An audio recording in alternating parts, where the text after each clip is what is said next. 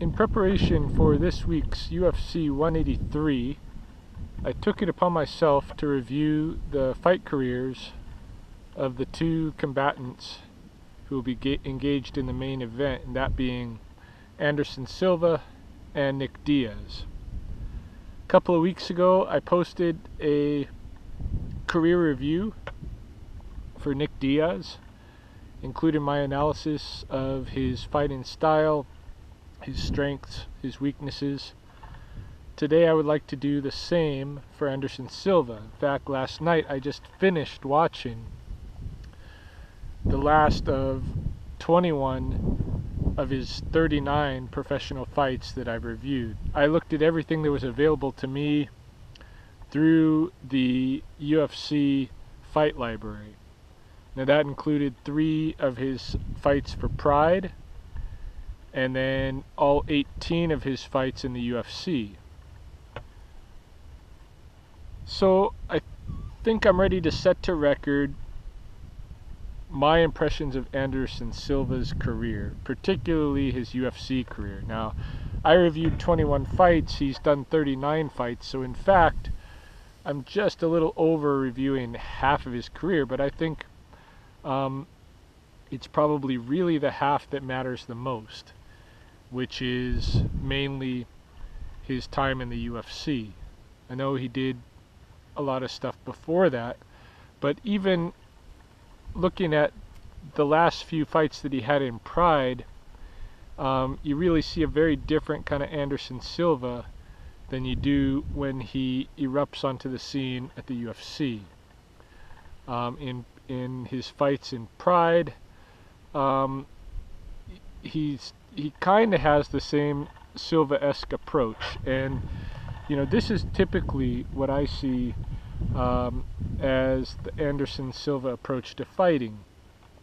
First of all, he has a very diverse tool set of techniques, and he's very accurate with them. And he spends usually at least half of the first round, sometimes almost the entirety of the first round, just assessing whoever he's fighting. He kind of stays out of range. He might throw some feints. He might throw some real strikes their way, see how they respond to them. Oftentimes, he kind of tries to coax them to engage as the offensive participant in the fight. He wants to see how they're going to attack. But yeah, he stays out of range if he can. He stays out of range and then analyzes them. Hopefully finds an approach that he wants to use, a strategy, and then toward the end of the first round, into the second round, third round, he'll employ that strategy. Most of his fights are done before the end of round 2, at least in the early years. But toward the end, his fights are stretching. In some of his latter title defenses, his fights are stretching 4 and 5 rounds. But it's not the usual thing for him. Pretty much, if he can figure a guy out, he's going to finish him. Maybe in the first round, probably in the second, if not then in the third. It's only when he has real difficulties that it stretches into even the end of the third, fourth, fifth rounds. So, as I was saying, in his Pride fights, what we see is some of that approach by Silva, but he's not nearly as fine-tuned as he will be as he works his way through the UFC. In Pride, we see him, entering and using that kind of strategy to feel out his opponents, but his responses to them are over the top, I would say. Like he's hyper responsive. They throw a strike, you know, he doesn't just slip it, he really like jumps out of the way of it. Um, he's overdoing it in terms of his responsiveness. It's it's just a thing that I think for, you know, in his case came with time, where he was able to read people's bodies better and decrease that kind of response to make himself more efficient. So, you know, anyway, I wasn't too impressed with his 3 fights that we see in the fight library from Pride, but as he moves into UFC, things begin to rapidly change. In fact, I think it's Chris Lieben that he fights first and beats him down within the first 60 seconds. I believe then they put him against Rich Franklin right away. I mean, this is his second fight in the UFC, and they put him into a title fight against Rich Franklin, and he catches Rich Franklin in a tie clinch and just pulverizes him with knees and stuff, and wins the title, middleweight, the 185 pound middleweight title. And from there on out, it's title defenses, and the UFC throws everybody that they can at him. You know, you see him fight Rich Franklin twice. He fights Forrest Griffin. You know, he fights like a lot of really famous and strong fighters. And one after the other, he goes through them pretty much like nothing. He's able to, like I said, he's able to analyze them and see where their weaknesses are, or where the way that they're going to attack and this kind of a thing, and then he just adjusts and is very accurate in his own strikes. And like I said, he has a very diverse toolkit. You never know what he's going to pull out. I mean, he's the guy that throws a front kick and wins a fight, you know, and you've never seen that before in the UFC before he got in there.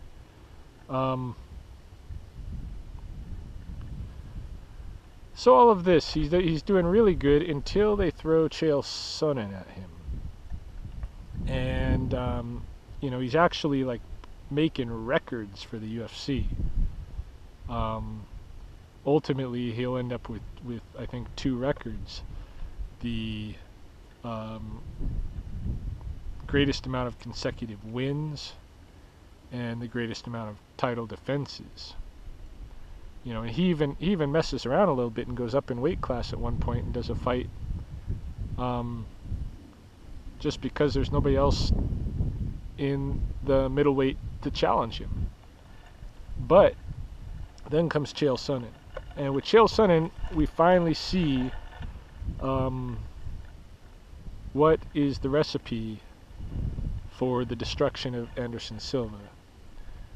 There's 2 Chael Sonnen fights, and in the first one, he just completely is destroying Anderson Silva.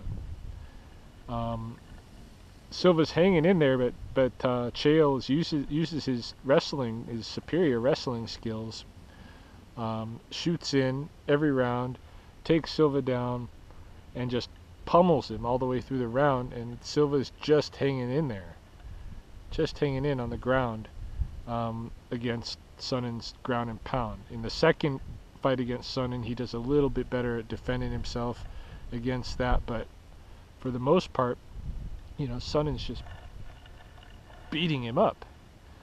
In the first fight, in fact, it looks like it's a sure win for Sonnen. They get into round 5 and he's won every single round decisively, totally dominated over Silva. But then, in about the last minute of the last round, Silva suddenly gets a triangle on Sonnen and taps him out, submits him. And really, it was kind of like I think he just stole that fight from Sonnen. I think, you know, Sonnen really, even though those are the rules and everything, he was obviously the victor of the fight all through. But that's the way it goes. So he fights him again. Like I said, this time Silva's a little bit better prepared. He defends himself a little better. I think he just keeps Sonnen a little closer when they're on the ground, so that the strikes are a bit less effective. And then at one point, Sonnen on his feet throws a spinning back fist, slips, and falls on the ground. And Silva takes advantage of it. There was a flying knee into him against the side of the cage as Sonnen's sitting down, connects right in the chest, and that's it. That's the real blow that makes him break Sonnen, and then it's just a few punches and Silva wins that fight. The ref has to stop it because Sonnen's getting hurt. So, but all the same, it was very clear from the Sonnen fights that here is Silva's kryptonite. I mean, all the way through, you know, as Silva gets the title and then is just going through every middleweight there is, you hear like Dana White and Joe Rogan talking him up as the greatest martial artist that's ever been and all this stuff. I don't know. I mean, he does have a good toolkit and he's accurate, but the greatest martial artist ever, or even that has been seen in the UFC, I don't think so. You know, I look at everybody that's in the UFC has a certain skill set, and Silva's just proved to be, you know, very useful against a lot of guys. But then when you throw a serious world-class wrestler at him, he's in big trouble. That's what happened with Sonnen, and that's what everybody got to see is here's Anderson Silva's kryptonite. After the second Sonnen fight, Anderson starts, in my opinion, to fall apart. Now, up until that time, if you watch these fights back to back like I did, you're gonna see something. Maybe, at least I saw it, and that is the ritual of Anderson Silva. And I think this is very important. The ritual, the opening ritual in the cage before the fight even starts, very important. Once the fighters are introduced, they're brought to the center. Or even, I think it's even before they're brought to the center, but once he's introduced, Anderson Silva will walk out into the center and he bows in the direction of his opponent, and then he turns 90 degrees left, bows again, turns another 90 degrees, bows again, another 90 degrees, bows again. So he bows in 4 directions, first toward his opponent, bows to the whole auditorium and what have you, and then goes back in his corner, and then when he goes back in his corner, he does, he puts himself into this I'm on the cross kind of configuration. He has his arms out, he's looking at the sky, and he seems to be doing a Jesus kind of a thing. And then he does some, you know, crossing himself and this kind of thing, right as before the fight, before the bell goes and the fight begins. He does this on every fight, very methodically, and he wears his black and half black, half yellow trunks. After the second Sonnen fight, when he goes to fight Bonner, something's changed. And if you've watched these fights, you know, right in a row, like I didn't sit down and watch 21 fights in a row, but over several days I watched them, and you see him go into the ring with Bonner, and after he's introduced, he walks forward to do his bowing ritual, and he only bows in 3 directions. Also, he's wearing almost completely black shorts. There's just little traces of yellow in the design elements, but it's not his usual black and yellow half and half. Then he goes back to his corner, and he does his thing where he's hanging on the cross, but he seems to do it in a really nonchalant, like blowing it off kind of a way. And then he goes into the fight, and you can see he's got this arrogance, and you've seen this kind of arrogance building in his last few fights, and it shows up a lot in the Bonner fight, and he wins pretty decisively, pretty quickly. But something has changed about Anderson Silva, about his approach, and about his psychology, and about where his head is, and I think that's very important. His next fight is his first fight against Weidman, and now he seems to think he's a real big shot. I mean, he is a big shot, but he seems to be so full of himself that all of his ritual thing that he used to do to kind of humble himself and to ask for God's help or whatever, now he kind of seems to think he's invincible. And he's back to black and yellow trunks with Weidman the first time, but they're mostly yellow. Like the last one, Bonner was almost all black. Now it's almost all yellow, and goes into the fight and is acting like he's invincible. When he was fighting Bonner, you seen him, and even the few fights before that, spending a lot of time with his hands down. Sorry about the wind. Spending a lot of times with his hands down, just inviting the guy to punch him, especially in Bonner. And just slipping those punches and responding right away and knocking the guy out. That's what he did with Bonner, but he tries to do the same thing with Weidman. And at that point, he's in big trouble.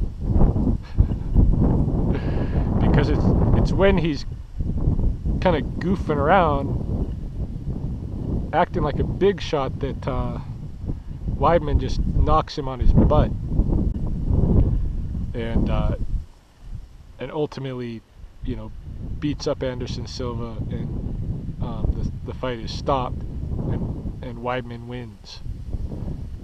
Finally, somebody beats Anderson Silva, and everybody saw that he was, acting like a jerk in the ring. He's acting invincible, and he's acting like the other guy's a joke, and he just got put on his ass. This is part of the attitudinal change that I'm talking about, that I think is probably, something changed with Anderson Silva. So then he goes back to fight Weidman again, of course, try to regain his title, and this is the fight where in round 2, you see Weidman checking Silva's leg kicks, and I think the second one of those checks, Silva's leg breaks badly. I mean, it just looks like rubber, elastic man's leg flopping in the wind. Bad break. And really at that point, and I remember that fight, I pretty much thought that was a career ender. I thought, that's it. Yeah, Anderson Silva, done. And I think a lot of people thought that, because it was so bad. It was a terrible break. Now he's going back into the ring against Nick Diaz. He's healed up. He's going back into the ring. I won't go into the analysis of the fight with, what I predict is going to happen in the Diaz fight yet. I'm going to do that in a separate video. But this is what I saw of Anderson Silva, and this video is just my review of his career. And I agree with pretty much everybody who studied him, their assessment that he is a very accurate martial artist with a lot in his toolkit, a lot of different different techniques from a fair number of styles in his toolkit that he's very good and accurate with. He's able to take his time at the beginning of a fight, stay out of range, and assess his opponent and formulate the strategy that's going to work based on that assessment, go in and usually very quickly destroy his opponent. But we know that his kryptonite is good wrestling, and we know from the last fights that he had in the UFC that his mind went somewhere else. He started thinking of himself differently, probably, as a result of being on such a huge winning streak and everything. But his whole, and me, I kind of like, it turns me off actually when a fighter brings that religiosity into what he's doing, in a way. Like, I think Anderson Silva got to be where he figured, at first he was bringing in his religion in that ritual that he does at the opening of the fight, probably to humble himself and ask for help. But it got to be in a way like, like he is the big deal. And I think, his mental attitude changed. And you've seen it reflected in his ritual, and you've seen it reflected in the symbolism that he's using, which is also part of the ritual, and you've seen it reflected in the way that he was acting in the octagon, where he started to mock his opponents in a conceited way. And that's the point where you see the real change in what Silva's capable of, and you see him get taken down very quickly once he enters into that kind of mind frame. So, these are his strengths, these are his weaknesses.